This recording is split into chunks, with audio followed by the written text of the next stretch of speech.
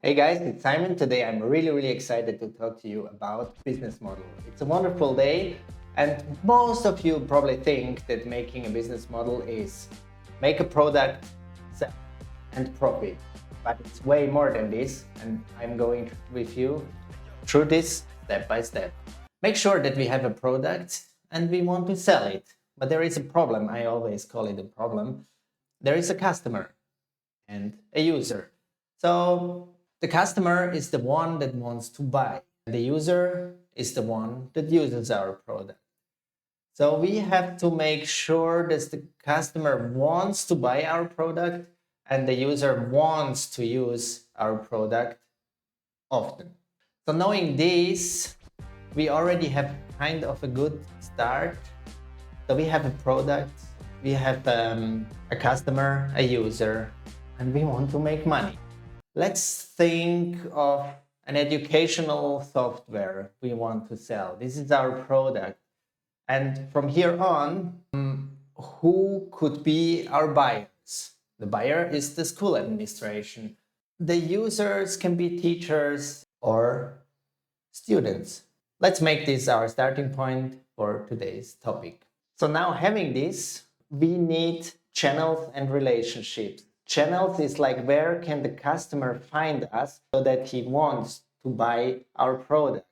This can be the internet, congresses, the streets, articles, social media, whatever. Like we need a channel where the buyer, the customer can find our product. And on the other hand, we need relationships. This is how we approach our customer. And in different niches, this can be a different approach. Let's talk about, we have a street food brand, and where can the buyers find our street food we are offering? So it's on the street, it's on congresses, wherever you can think of. But when he finds us, we need to build this relation. We can't be like super serious or acting as if we sell another product. So there we have to be careful to bring some sort of a calm, warm vibe to the customer so that he feels comfortable and that he actually feels like I want to eat now. So in the end, this channels and relationship discussion is about where can the customers find us and how do we approach them? How are we going to talk with them? This can be the tone, the frequency, how often are we talking to them, how often do we reach out to them, and so on and so forth. So in the next part, we have offerings. And this means we have our product, we have customers, users, they found us, we build up a relationship, but what are we actually offering them that makes their life easier or solving the problem they want to have solved? It's kind of an experience package you bring to your customer. And this can include services, software, and of course our product. But we need to make sure to make it like a whole package for our customer and deliver the whole package. We don't need to offer all of them all the time, but we at least should offer a product, some sort of a service, or a product and a software with it. So I think this is clear. We don't need like all the points I mentioned here all the time.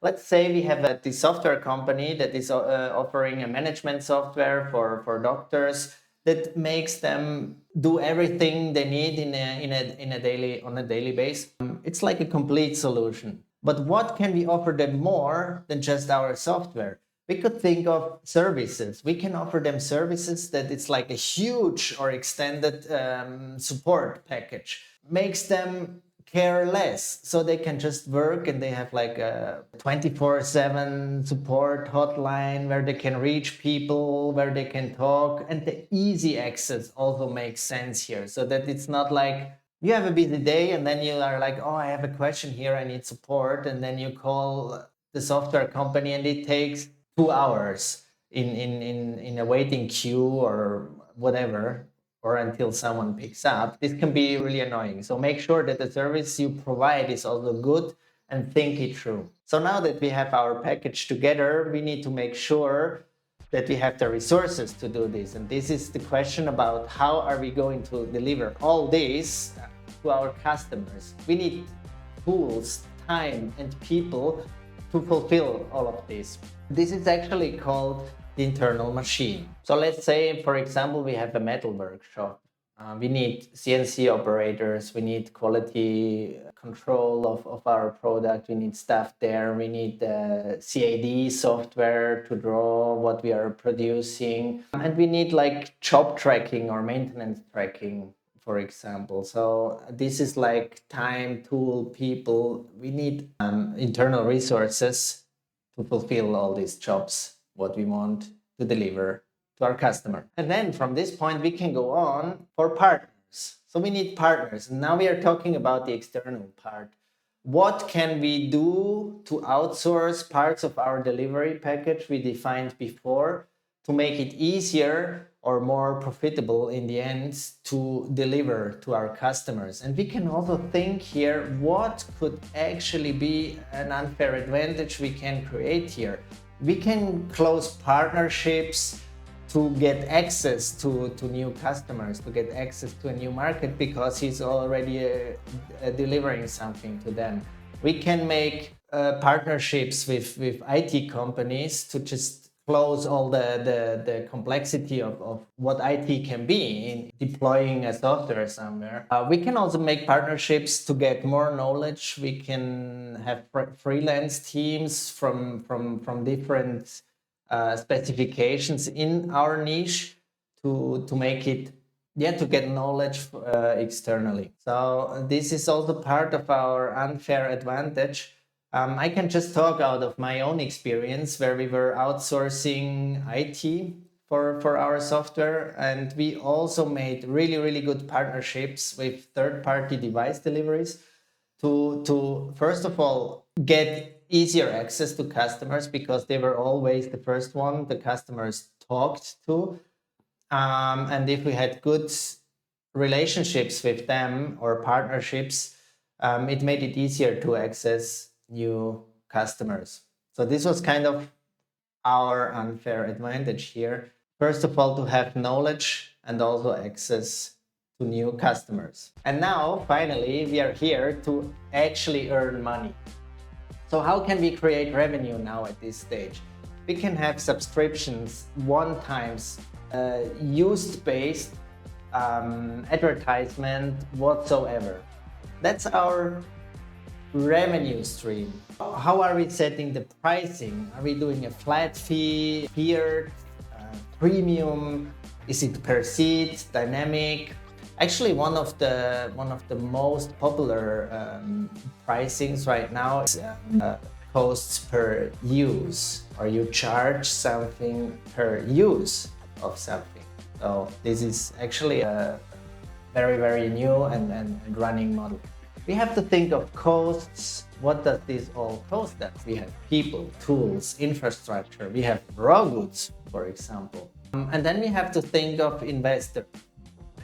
Do we need money to build all this, to deliver all this, to make this whole experience for the customer? Or is it bootstrap? Do we just start from scratch with zero and go on? So this is actually the part where you think about how are we going to make money, and then do it and you have your money. So let's say we have this handyman business. We start from scratch. So costs, what we have, are really low in the beginning because we just bring our skills.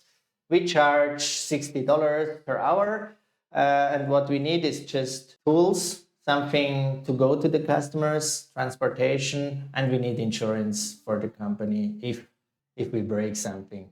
That's actually all we need. The risk here is it's really time-based, so you need a lot of time. And here the problem is the scaling. This can't scale without having more and more employees. So now I can show you what the whole business model we just created in these few minutes looks like, and you can try it yourself. I will also add the download link in the description so that you can download it, go through it. And I'm really interested if you can build something like this. Build it, comment it, or send it to me, and we can discuss the topic, because the business model is really what makes your company running or your idea running in the beginning, and don't be afraid to also change your business model from time to time or adjust it to what happened on your journey. It doesn't have to be hard scripted from the very beginning. It can change a lot.